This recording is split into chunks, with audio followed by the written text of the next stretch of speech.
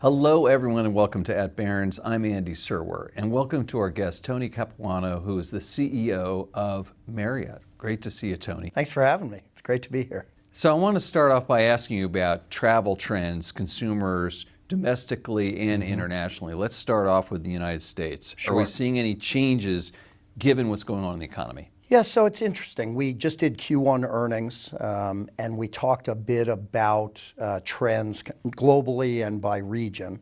On a global basis, revenue per available room, which is really the most important metric for our industry, we were up a little over 4%. But For the quarter. For the quarter, Yeah. correct. But barely 3% in the US and about 6% internationally. So we are seeing relative more modest demand growth here in the US. But really the quarter was impacted by March. So January and February, both domestically and internationally, we came out like gangbusters. I think you saw consumers pull back a little bit because of some of the pace of uncertainty that we saw around tariffs and international relations. But April actually showed some encouraging signs. And so there seems to be a view from the consumer that maybe we're in for a little more volatility, but that doesn't fundamentally change our appetite for travel.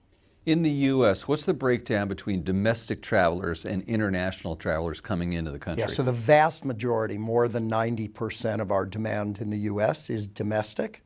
On a global basis, about 20 or 21% of our demand is cross-border travel. As you might expect, in the quarter, we saw Canadian inbound drop about 5% because of some of the complexities in the U.S.-Canada relationship. But our overall international was actually up because we saw more than what we lost from Canada coming in from other international destinations. And what about Americans going overseas in 2025? Yeah, again, our transient booking window is less than 3 weeks. So I don't have as much visibility as I would like into what the summer will look like. But when you talk to our customers, when you look at our booking patterns, destinations in Western and Southern Europe. So think Barcelona, London, Rome, Paris, Amsterdam, those types of destinations are top of mind for U.S. outbound travelers. And it seems to be holding up at this point. So far, yes. Right. And what about tariffs per se? Do they impact your company? Maybe I'll give you a micro and a macro answer. From a micro perspective, to the extent tariffs are impactful on construction materials, the furniture, fixtures, and equipment that we use to either build or renovate hotels, that could create additional pressure on the economic equation for our owners and franchisees. From a macro perspective, the thing I worry a little bit about is consumer confidence. Not that long ago, we heard that the U.S. had hit a 52-year low in terms of consumer confidence. Generally, industries like travel and tourism thrive in times of stability and high consumer confidence. So that's a worry as well. Although this fundamental shift we've seen in consumer discretionary spending, moving away from hard goods towards travel and experiences, at least so far seems to have offset any dilution of that demand from weakening consumer confidence. Oh yeah, you hear all about that experiential. Absolutely. And what about China? I know you have a number of hotels there, and relations between the U.S. and China have been difficult, quite frankly, for a number of years now. What's been going on there? So we have about 600 operating hotels in China today, more than 400 in the pipeline behind that. Those hotels tend to be owned by domestic owners, staffed by domestic associates. And so in many ways, in the best of ways, I think, we're sort of woven into the fabric and the economy of China. So I'm not sure that relations between the countries are as impactful as they might be for other sectors and other industries. With that said, inbound international travel into mainland China has not recovered to pre-pandemic levels, and that's something that obviously represents upside in the future for the performance of our business. Having said that, you have 400 in the pipeline. That's right. And maybe I'll just make one other point, which is interesting. 2024 and first quarter of 2025 were record years of deal volume for our Greater China business, which would suggest that the development community across Greater China fundamentally believes in the long-term potential of the travel and tourism sector. So they're not necessarily pushing and pulling levers based on the fluid nature of the relationship over a quarter or two. These are assets that have decades of useful life, and so they're making long-term bets in the future of travel across China. And they being both players in the public and private sector. That's correct. Both, right. And it's not sort of contingent upon the U.S.-China relationship, is what you're suggesting. No, that's right. And what you were describing in China, how you operate, sort of speaks to the greater business model, Tony, and I wonder if you could explain that to us a little bit. Of course. So in some ways, our model is quite simple. We are an asset-light model. Today, we have approximately 9,600 hotels around the world. We own 20 of those hotels. And in some ways, we're reluctant owners of those 20. Only 20 out of 9,000? Only 20. Why even any? There's a variety of individual reasons. I can give you one example here in New York, the Union Square W Hotel. Periodically, we'll look at the performance of one of the brands in the portfolio and say, we'd like to jumpstart either the performance or shift consumer and developer perception of that brand. And rather than just talk about it, we'll leverage our balance sheet, we'll buy an asset, and in effect reinvent that asset. So we've done that with the core Marriott brand in Charlotte, North Carolina. We've done that with the Sheraton brand in downtown Phoenix, and we're doing that today with the W brand here in New York. So we do that periodically, but those won't be long-term holds. We'll reinvent the hotel, we'll relaunch it to consumers. We'll bring many of our development partners through to understand the future direction we'd like to see the brand go, and eventually we'll recycle that balance sheet capacity by selling the asset and retaining the long-term management agreement. Right, but then the other 8,880 hotels, talk about that. So they are a mixture of managed and franchised hotels. Managed meaning it's owned by a third party, but Marriott International, our company, is the operator of that hotel. Those are our associates in running the hotel under one of our brand flags. The alternative is a franchise model where the hotel is still independently owned, and either it's an owner-operator that's operating that hotel, or they've engaged a third-party management company. But in either of those circumstances, they're operating under a long-term license agreement with us that requires them to maintain our brand standards and gives them the opportunity to plug into our powerful revenue engines and our industry-leading loyalty platform. And how do you determine between the latter two models then? Yeah, it's really the determination of the owner. So we've got a terrific group of owner-operator franchisees whose core business is the development and operation of their own assets. You have other more institutional investors who want to own the asset. Perhaps they want flexibility because their investment horizon is relatively shorter, and so they like a third-party operator that will consider a shorter-term management agreement. Let me ask you about all these different brands that you operate. I was looking at a Skift article, I think you were actually interviewing it, and they were talking about breaking down more than the 30 brands that you guys have. On the high end alone, you've got Ritz-Carlton, Bulgari, St. Regis, Le Méridien. Why so many? Is that too many? How do you determine that? Yeah, well, you ask that question more politely than some. Usually I get, why do you have so many brands? But I always give the same answer because I really fundamentally believe this. The breadth of choice that our brand portfolio offers both our guests and our owner community is a powerful advantage for the company. For our guests, our objective is to get as close to 100% of their travel wallet as possible. So how do you achieve that objective? You make sure that we have the right product for every trip purpose, everywhere they want to go.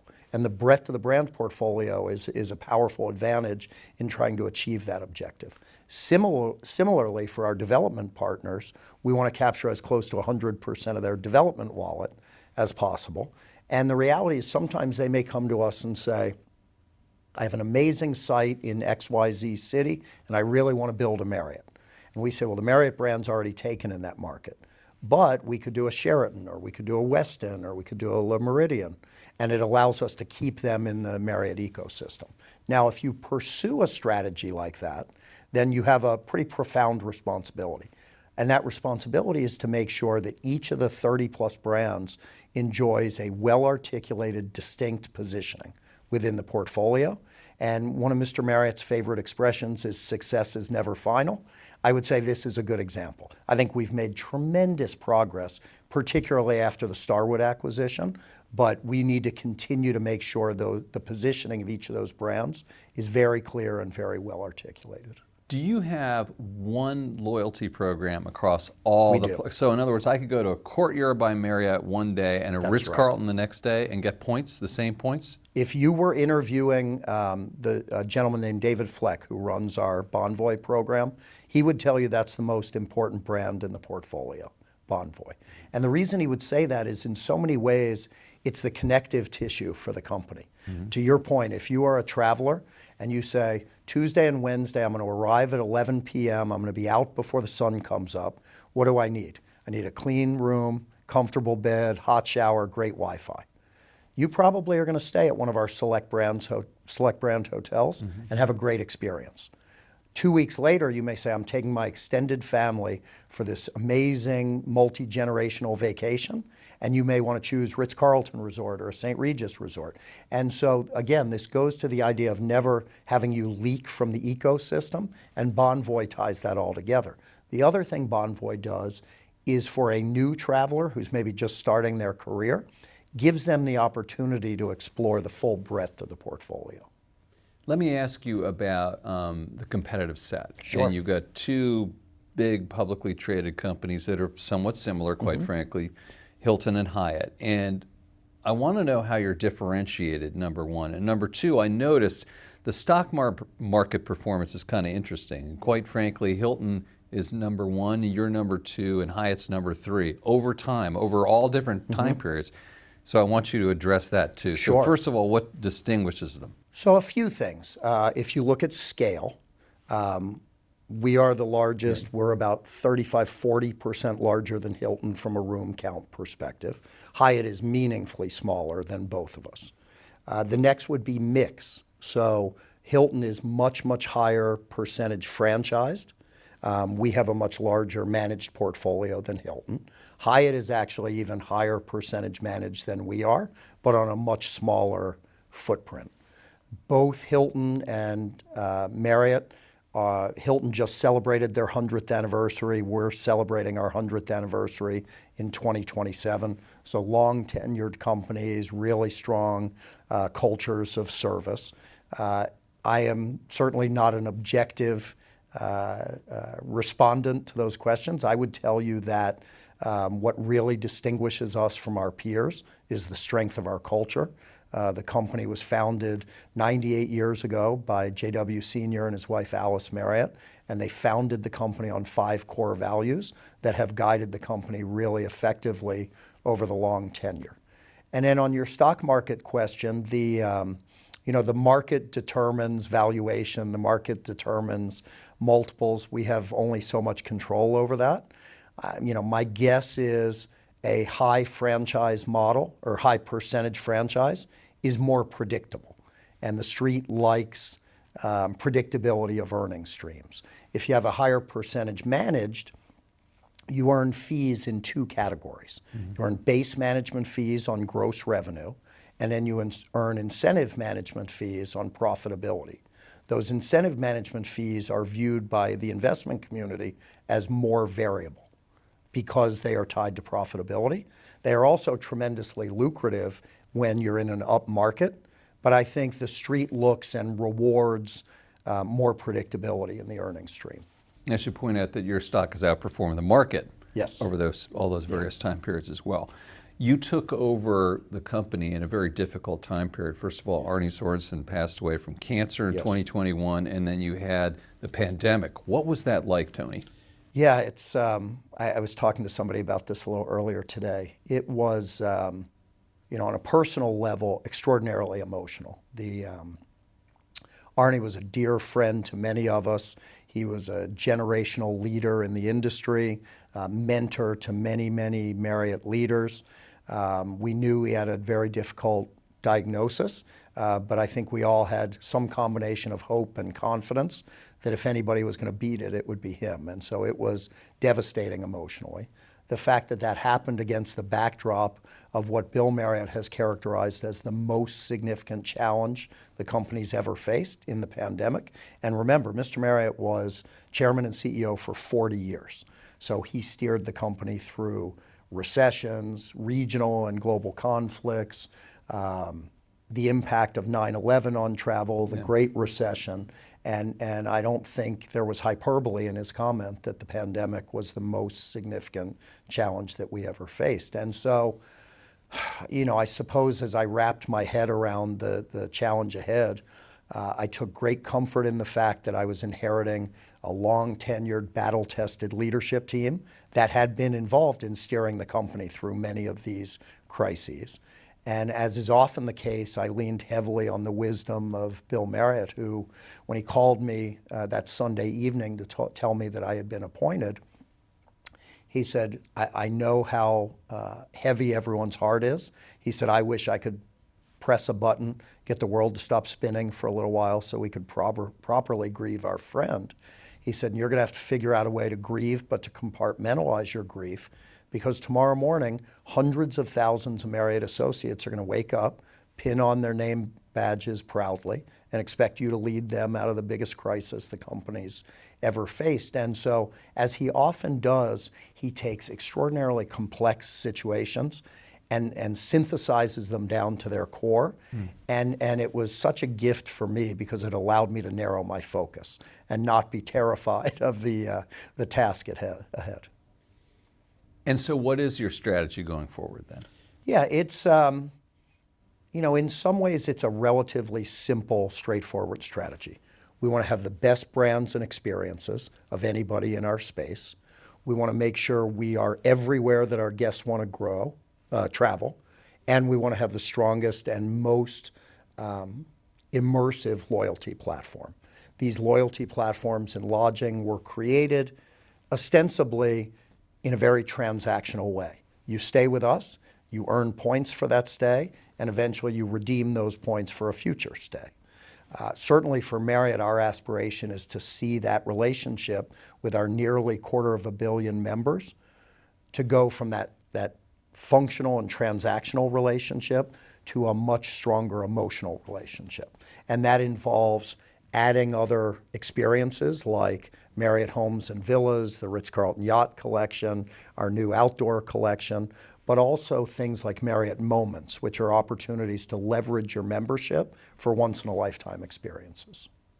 Quick follow-up to that. Has the Airbnb trend peaked or seen its day? Or Yeah, what do you think about that? That's probably a better question for my friend Brian Chesky, but listen, I think there is a profile of guests that love what Airbnb offers.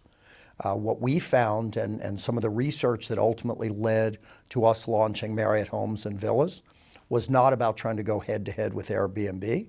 It was about that overarching objective I described of keeping all of our guests within the Marriott ecosystem. And what we heard from our guests for very specific types of trip purposes.